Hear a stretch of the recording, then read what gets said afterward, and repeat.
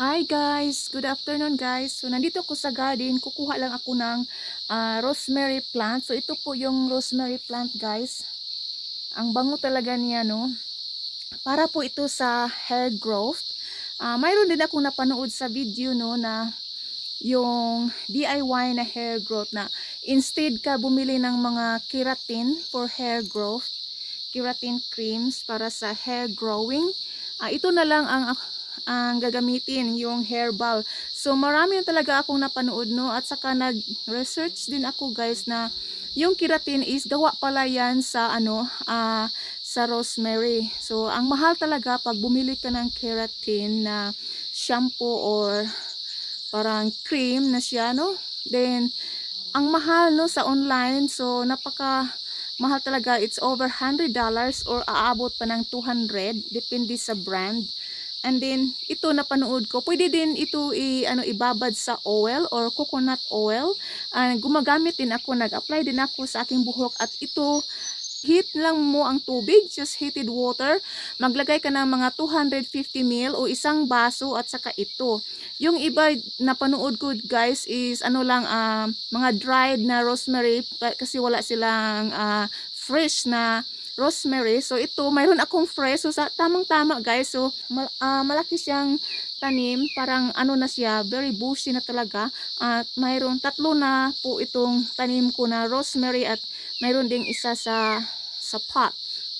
Ang ganda talaga ng ang bango. So pwede ito panghalo sa ulam, at pwede din ito sa hair growth na ilagay natin. I-spray mo lang, i-heat mo lang 'yon hanggang mag-init na yung tubig, pero not to boil, at ilagay mo sa bottle, then sa spray bottle, then doon i-spray mo yan. So i-spray ko ito katatapos ko lang maligo. So ayan, ito, so tamang-tama na ito sa isang baso na tubig, 250 ml.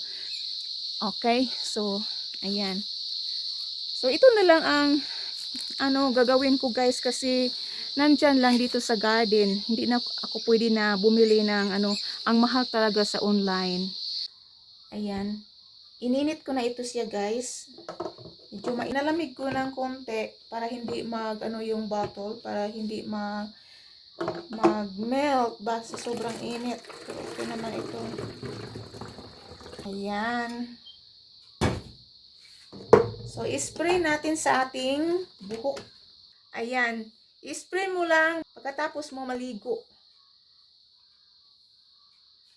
Pwede din, mayroon din akong guys,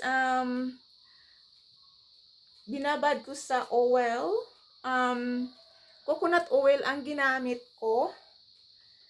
Then, ang method niya, i-reheat mo din yung oil.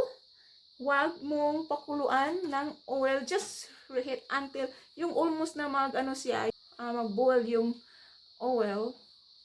Tapos, gamit ko ng cotton balls and just massage din sa scalp. Ayan. So, ganito lang. I-spray mo dito sa sa scalp mo. Ayan, ito lang. Demonstrate. Para kang naligo din. Okay, thank you for watching.